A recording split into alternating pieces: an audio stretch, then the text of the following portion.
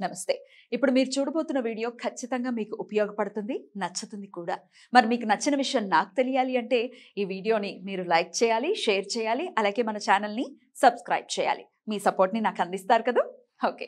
ఇప్పుడు వీడియోని స్టార్ట్ చేద్దాం. నమస్తే, వెల్కమ్ టు అవర్ ఛానల్. నేను పద్మిని. ప్రస్తుతంతో పాటు ప్రముఖ ఆధ్యాత్మికవేత్త, ప్రముఖ న్యూమరాలజిస్ట్ లక్ష్మీ నరసింహస్వామి ఉపాసకురాలు శ్రీమతి స్రవంతి గారు మనతో పాటు ఉన్నారు. మాట్లాడతాం. నమస్తే అక్క. నమస్తే పద్మిని అక్క, మార్గశీర్ష మాస అమావాస్య వచ్చేస్తోంది. మరొక్కసారి కూడా వారాహిదేవికి అలాగే శ్రీ రాజశ్యామలమ్మకి కూడా విశేష అర్చన ఉంది. మనం అనౌన్స్ చేసి ఉన్నాం. అయితే నాకు చాలా మంది కాల్స్ చేసి వాళ్ళు అడిగేటటువంటి కొన్ని సందేహాలు ఉన్నాయి. ఏ సంకల్పాల రీత్యా మనం ఈ అమ్మవార్ల హోమంలో మనం కూడా భాగస్వామ్యాలు అవ్వచ్చు? ఆ రోజున విధి విధానాలు ఏమైనా పాటించాల్సి ఉంటుందంటే, నియమాలు ఏమైనా పాటించాల్సి ఉంటుందా? మేము ఇంట్లో ఎలా జరుపుకోవాలి, అలాగే మేము రావచ్చా, ఇత్యాది ప్రశ్నలు చాలా ఉన్నాయి అక్క. ఇవన్నీ నేను అడుగుతాను. ఒక్కసారి అసలు ఆ రోజు ఏ కార్యక్రమం జరుగుతోంది అనేది ఒక్కసారి ముందుగా చెప్పి దాని తర్వాత వీటి గురించి అక్క. తప్పకుండా చెప్పుకుందాం పద్మిని.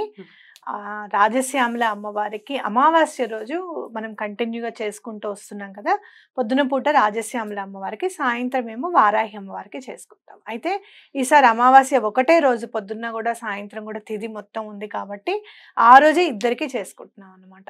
మీరేం చేస్తారు అంటే, గోత్రనామాలు ఇచ్చిన వాళ్ళందరూ కూడా పొద్దున్నే లేచేసి చక్కగా మీ స్నానాధికాలన్నీ ముగించేసుకొని పూజ స్టార్ట్ అయ్యేటప్పుడు మీరు అర్చన చూస్తూ ఉంటారు కదా. అర్చన చూస్తుంటే మీకు అర్థమవుతుంది ఏం చేస్తున్నారు అనేది. ఎలా చూస్తామంటే, రెడ్ టీవీ భక్తిలో లైవ్ వస్తుంది. మీరు కొంతమంది లింకులు కూడా, సారీ అక్క ఇంటరప్ట్ చేస్తున్నందుకు, మళ్ళీ మర్చిపోతాను ఇది చెప్పడం.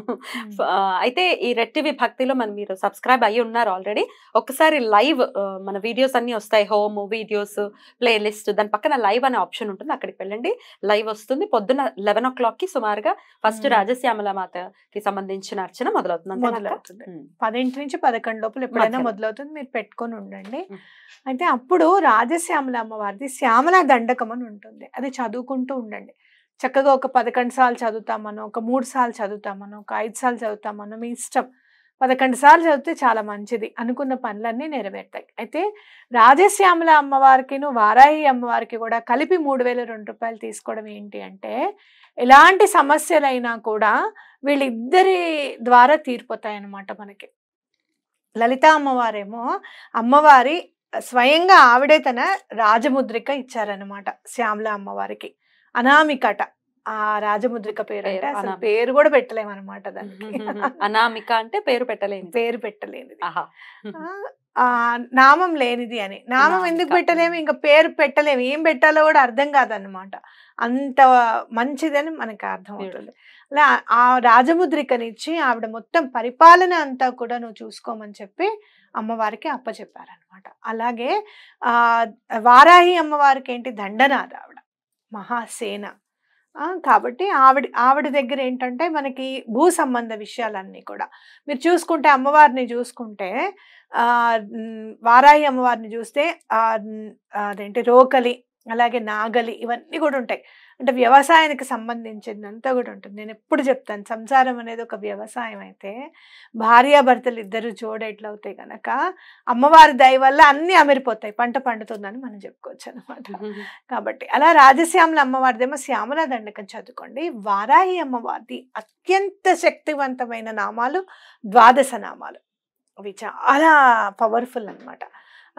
ఎట్లా అంటే పంచమ్యై నమః అంటే ఆవిడ మొత్తం 12 నామాలు చెప్పేయండి అక్క, సో దట్ వాళ్ళు నోట్ చేసుకుంటారు.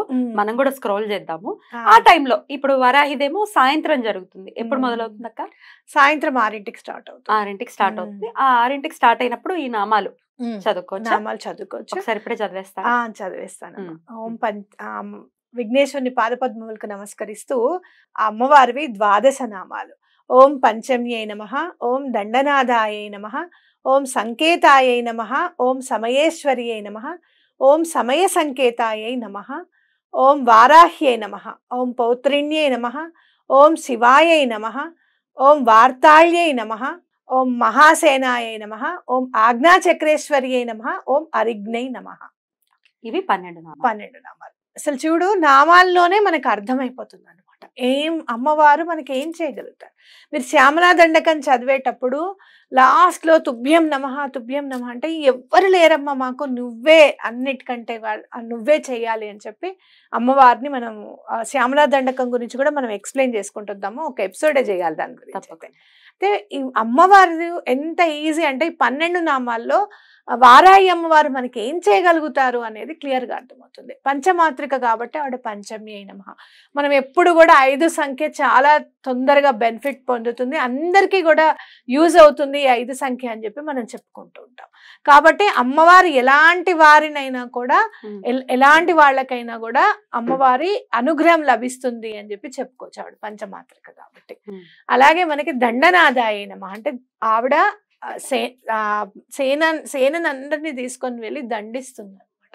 ఆ దండనకే భయం ఎవరైనా మనుషులు శత్రువులు ఎవరైనా ఉంటే ఆవిడ ఏం చేయక్కర్లా, చూస్తేనే భయపడిపోవాలన్నమాట. సంకేతాయ నమః అంటే మనకి ఏమన్నా కానీ సంకేతాలు ఇస్తూ ఉంటుంది అమ్మవారు అని చెప్పుకోవచ్చు. సమయేశ్వరి అయినమా, ఏ సమయానికి ఏం చెయ్యాలి అనేది కూడా అమ్మవారు చేసి చూపిస్తారు, మనకి స్ఫురణకి కలగజేస్తారు. సమయ సంకేతాయ నమః సమయాన్ని కూడా తెలియజేస్తుంది ఆవిడ. అందుకనే ఆవిడకి స్వప్న వారాహి అని కూడా పేరుంది. స్వప్నంలో ఖచ్చితంగా ఆవిడ దర్శనం ఇస్తుంది. అడిగితే మొన్ననే నాకు ఇది వచ్చింది అనమాట. దండం పెట్టుకున్నాను అమ్మవారికి, అమ్మ ఈ పని అవుతుందంటే గనక నాకు ఇంకా అమ్మవారికి కూడా నేను దండం పెట్టుకున్నా, అందరికీ దండం పెట్టుకొని మీలో ఎవరో ఒకళ్ళు నాకు కలలో కనిపించండి, నా పని అవుతుంది అని చెప్పి నేను అనుకుంటాను, సంతోషంగా ఉంటాను అనుకుంటే వారాహి అమ్మవారే ఇంత పెద్ద స్టాచ్యూ మనకి హోమంలో ఒకసారి కనపడ్డారు చూడు, నామం పెట్టి నేను బొట్టు పెడితే అదే బొట్టు హోమంలో కూడా వచ్చింది. అది అలాంటి స్టాచ్యూనే కనబడింది అనమాట, నవ్వుతూ అమ్మవారిది. అమ్మ నాకు ఇంకా పని అయిపోతుంది అని అమ్మవారిని అడగల, అమ్మ నువ్వు కనపడమని నేను అడగల, మీలో ఎవరు కనపడితే అంటే అమ్మవారు ముందే కనపడ్డారు చూడు. అంటే ఎంత తొందరగా అమ్మవారు పలుకుతారు మనకి, క్షిప్ర ప్రసాదిని అని చెప్పుకోవచ్చు అనమాట. అలాగే వారాహి నమః అమ్మవారిని ఆవిడ అవతారంతో రూపంతో మనం పూజించుకుంటున్నాం. అలాగే పౌత్రిణ్యే నమః ఆవిడ కళ్ళు చాలా ఇంపార్టెంట్ అనమాట. మనం చూడంగానే ఫస్ట్ అమ్మవారిని చూడంగానే మనకి కళ్ళ మీదకి వెళ్ళిపోతుంది దృష్టి అంతా కూడా. అలాగే శివాయ నమః అంటే శివుడికిను ఆవిడకి భేదం లేనిది అని మనం చెప్పుకోవచ్చు. అలాగే మనకి మహాసేన, ఆవిడ మనం ఏ పనులు చేసినా కూడా మన ముందుండి ఆవిడ మనం నడిపిస్తారు అని చెప్పి అర్థం. మనకంటే ముందు ఎవరన్నా ఉంటే ఆ ధైర్యం డిఫరెంట్ గా ఉంటుంది, అవునా కదా? వాళ్ళు ఉన్నారు అనే ధైర్యము చాలా హ్యాపీగా అనిపిస్తుంది. అలాగే ఆజ్ఞా చక్రేశ్వరి నమః మనకి ఏదైతే 7 చక్రాస్ ఉన్నాయో ఆ 7 చక్రాస్ లో ఆజ్ఞా చక్రేశ్వరి ఇక్కడ ఉంటుంది అనమాట. అందుకనే మీకు అమ్మవారి సాధన మొదలు పెట్టిన తర్వాత కళ్ళు మూసుకోగానే ఫస్ట్ అమ్మవారి రూపం కనపడుతుంది, డెంగ్ మూసుకోగానే వాళ్ళు అమ్మవారే కనపడ్డారు వెంటనే. అలాగే అరిజ్ఞే నమః ఎటువంటి శత్రువులు లేకుండా చేస్తుంది అనమాట అమ్మవారు. మీరు శత్రువులు అనేసరికి మనం అందరం ఏమనుకుంటాము అనంటే ఇవిడ చాలా ఉగ్రస్వరూపిణి కదా, శత్రువులు సంహారం చేస్తుందేమో. అంత కాదు, శత్రువులు ఎక్కడో లేరు, మనలోనే ఉంటారు. మన అరిషడ్ వర్గాలే శత్రువులు అనుకోవచ్చు. లేదా బయట కూడా చాలా మంది మనం ఎంత మంచిగా ఉన్నా కూడా వాళ్ళు మరి అసూయ పడతారో, లేకపోతే మనం చూస్తే వాళ్ళకి ఇష్టమే ఉండదు, జన్మ వైరమే ఉంటుందో చెప్పలేము. ఒక్కొక్కసారి పాముకి కప్పకి ఏమిటి చెప్పు, కానీ కుక్కకి పిల్లికి ఏమంటుంది జన్మ వైరం అనమాట, అంతే, ఇంకేం చేయలేం దాన్ని. అలాంటి జన్మ వైరాలు కూడా తొలగింపజేస్తుంది అమ్మవారు అని చెప్పి మనం చెప్పుకోవచ్చు అనమాట. కాబట్టి ఎలాంటి పని అవుతుంది అని అంటే మీకు ల్యాండ్ ప్రాబ్లమ్స్ ఏమన్నా ఉన్నా కూడా క్లియర్ చేస్తారు అమ్మవారు. అలాగే ఫైనాన్షియల్ ప్రాబ్లమ్స్, ఆర్థిక ఇబ్బందులు క్లియర్ చేస్తారు, మీకు ఆరోగ్యాన్ని ఇస్తారు, శత్రువుల్ని తొలగింపజేస్తారు, శత్రువులే మిత్రువులు కూడా అవుతారు ఒక్కొక్కసారి బాగా దెబ్బలాడుకున్న వాళ్ళు కలిసిపోయి ఫ్రెండ్స్ అయిన వాళ్ళని కూడా నేను చాలా మందిని చూసాను.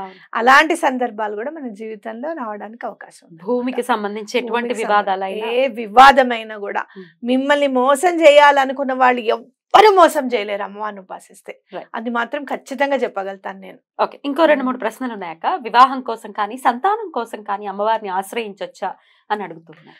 వివాహం కోసం నీకే తెలుసు, అసలు ఎక్కడో కాదు మా ఇంట్లోనే అయ్యిందని చెప్పి కూడా ఖచ్చితంగా చెప్పుకోగలుగుతా. ఫాస్ట్ గా ఆశ్చర్యం అనిపిస్తుంది. ఇప్పుడు కూడా ఒక్కొక్కసారి కూర్చుంటే గబగబా నేను రూమ్ లోపల నుంచి నడుచుకుంటూ వచ్చేసి నువ్వు సంకల్పం చెప్పు అనడము, అసలు 2 నెలల లోపలే మళ్ళీ అమావాస్య రాకుండానే వితిన్ 1.5 month వర్క్ అయిపోవడం మనం చూసాము. ఇంకెందుకు అక్క, మీ చెల్లెలకి అయిపోయింది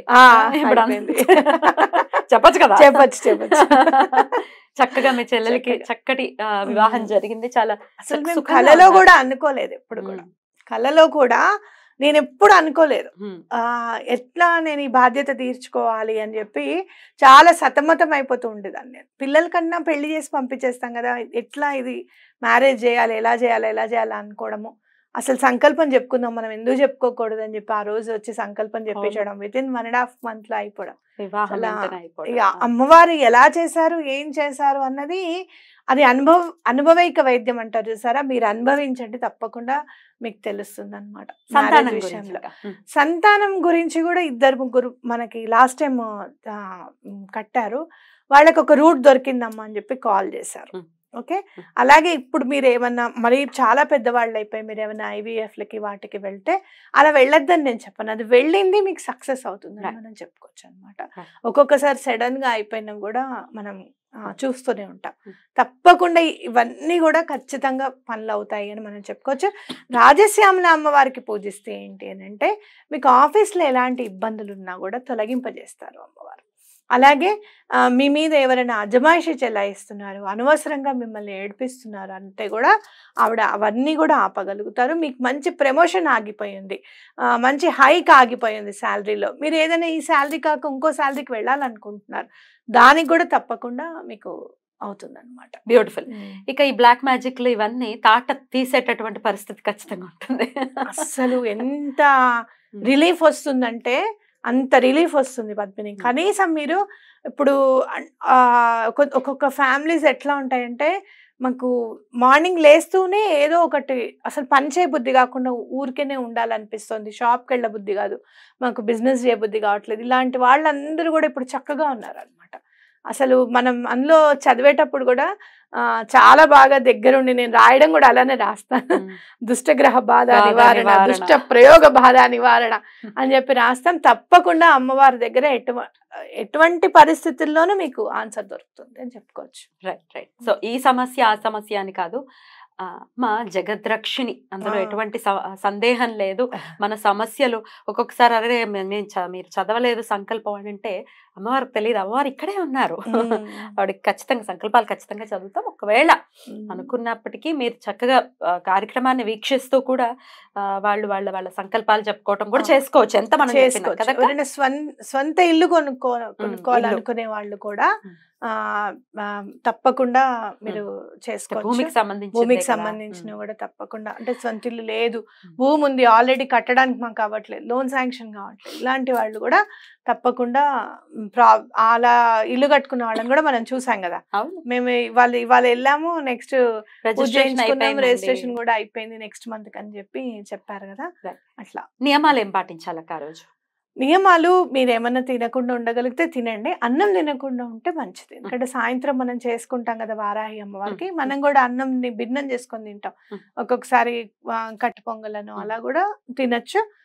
టాబ్లెట్స్ వేసుకునే వాళ్ళు ఉండలేము అన్న వాళ్ళు తప్పకుండా తినండి, లేదా చపాతీ తిని కూడా ఉండొచ్చు. కొంతమంది పాలును పళ్ళు తింటేనే అది ఉపవాసం అనుకునే వాళ్ళు కూడా ఉన్నారు. అలా మీ ఓపిక అన్నమాట, మన ఓపిక అనుసారం మనం ఏదైనా చేసుకోవచ్చు. అద్భుతం. అన్ని విషయాలు చాలా బ్యూటిఫుల్ గా ఎక్స్ప్లెయిన్ చేశారు. సో గోత్రనామాలకి ఇవ్వదలుచుకున్న వాళ్ళు కింద కనిపిస్తున్నటువంటి నంబర్ కి కాల్ చేసి మీ గోత్రనామాల్ని పంపించండి. మీ అడ్రస్ కూడా విధంగానే పంపిస్తా సారీస్ ఆఫ్ కోర్స్. రైట్ అక్క, చాలా బ్యూటిఫుల్ గా ఎక్స్ప్లెయిన్ చేశారు. థ్యాంక్ యూ సో మచ్ అక్క. అక్క చెక్ రెమెడీ గురించి కూడా చాలా మంది అడుగుతున్నారు అక్క, చెప్దాం, తప్పకుండా చెప్దాం. మరొక్కసారి వివరంగా చూపిద్దాం. ఈ అమావాస్యకి ఆ రెమెడీనే ఎలాగో ఆ రెమెడీ ఫాలో చేస్తారు, అది చెప్తాం అక్క. నెక్స్ట్ ఎపిసోడ్ లో అది ఉంటుంది, వీడియోని మిస్ అవ్వకండి. రైట్ అక్క, thank you so very much అక్క. నమస్తే.